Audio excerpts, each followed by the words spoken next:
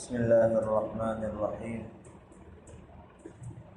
حضرت ابو ہریرہ رضی اللہ تعالی عنہ نقل فرماتے ہیں کہ حضرت صلی اللہ علیہ وسلم نے ارشاد فرمایا کہ جو شخص رمضان کے ایک دن کا روزہ بغیر کسی عذر اور بیماری کے چھوڑ دے تو زمانے بھر کا روزہ رکھنا بھی اس کی تلافی نہیں کر سکتا اگرچہ وہ رکھتا رہے۔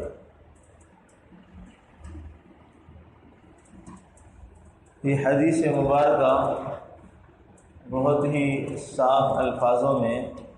ہمیں رمضان کی اہمیت سمجھا رہی ہے۔ رمضان کا روزہ رکھنا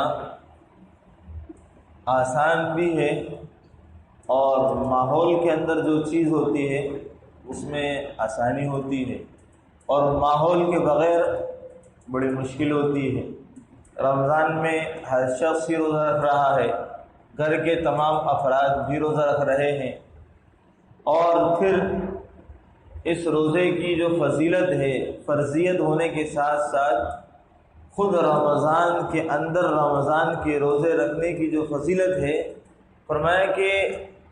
رمضان کا روزہ بغیر کسی عذر کے چھوڑ کر کے ساری زندگی اس ایک روزے کی تلافی میں ساری زندگی روزہ رکھتا رہے، مگر جو فضیلت اس ایک روزے کو حاصل ہے وہ تمام زندگی روزہ رکھ کر کے وہ فضیلت حاصل نہیں ہو سکتی۔ کتنی بڑی بات ہے کہ اس روزے کا کتنا بڑا مقام ہے اللہ کیا۔ ہم نے تو رکھ لیا، اور اللہ تبارک و تعالی ہمیں اس کے آداب کے ساتھ رکھنے کی توفیق دے دے۔ ہم نے تو روزہ رکھ لیا اور روزہ افطار بھی کر لیا شام کو معمول کے مطابق، مگر اللہ نے جو فضیلت اس روزے کو دی ہے ہم سوچ بھی نہیں سکتے کہ اگر یہ سوچا جائے کہ ساری زندگی رکھ کر کے ساری زندگی اس روزے کی فضیلت حاصل نہیں ہو سک رہی تو کتنی فضیلت والا روزہ ہوگا، یہ کتنی اہمیت ہے اللہ کی بارگاہ میں، اور کتنا عظمتوں والا روزہ ہے یہ۔ تو بہت سے لوگ تھوڑے تھوڑے عذر پر، تھوڑی تھوڑی چیزوں پر روزہ چھوڑ دیتے ہیں، جبکہ شریعت میں ایک آسانی یہ دی گئی ہے کہ مسافر آدمی روزہ نہ رکھے، سفر کی مشقت کی وجہ سے اس کو روزہ چھوڑنے کی اجازت ہے۔ سفر میں مشقت تو پیش آ ہی جاتی ہے تھوڑی زیادہ انسان کو، مگر آج کل کے جو سفر ہیں اچھی بسیں ہیں، اور اسی طریقے سے اگر اپنی گاڑیاں ہیں تو اپنی بات ہے، اور اگر ٹرین میں بھی سفر کر رہا ہے یا جہاز میں سفر کر رہا ہے تو ٹرین میں اگرچہ تھوڑی مشکلات ہو سکتی ہیں اور جہاز میں تو وہ بھی مشکلات نہیں ہیں۔ تو سفر پہلے زمانے والے نہیں ہے کہ گدھے گھوڑے خچروں پر اور دھول مٹیوں میں اور گرمی میں گرد آلود ہو کر کے انسان سفر کر رہا ہے، آسانیوں کے ساتھ ہے سفر، اگرچہ کچھ مشقت آ جاتی ہے۔ ان حالات میں اگر روزہ رکھے گا تو باعث فضیلت ہے کہ روزہ بھی ہو جائے گا۔ تھوڑی مشقت تو انسان ادھر بھی برداشت کرتا ہے، اپنے کاروبار میں گیا، کام کاج میں گیا، ادھر ادھر چکر لگائے، اس کے پاس جانا اس کے پاس جانا، اس میں تو بھی ہو جاتی کچھ مشقت۔ تو رمضان کے روزے بغیر کسی عذر کے چھوڑ دینا یہ جائز نہیں۔ تھوڑی سی طبیعت خراب ہے، تھوڑا سا سر میں درد ہے، تھوڑی سی مجبوری ہے، تھوڑا کام زیادہ ہے،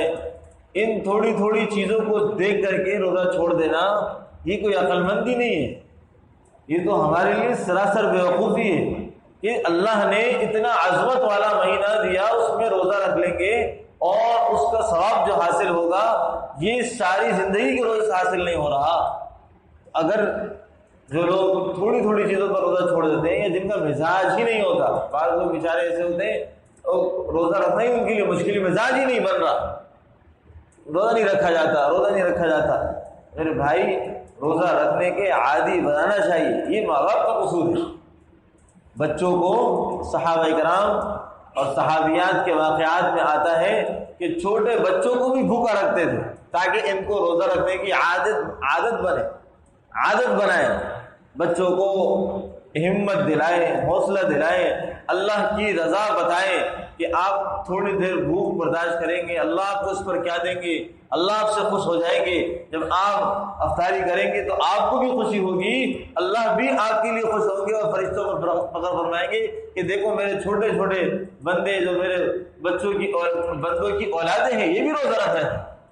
بچوں کو ترغیب کے ساتھ، اہمیت کے ساتھ، اللہ کی محبت دلا کر کے بچوں کے اندر روزے کی اہمیت کو پیدا کرنا، یہ بھی ماں باپ کی ذمہ داری۔ ہاں، ہم یہ بھی سمجھیں،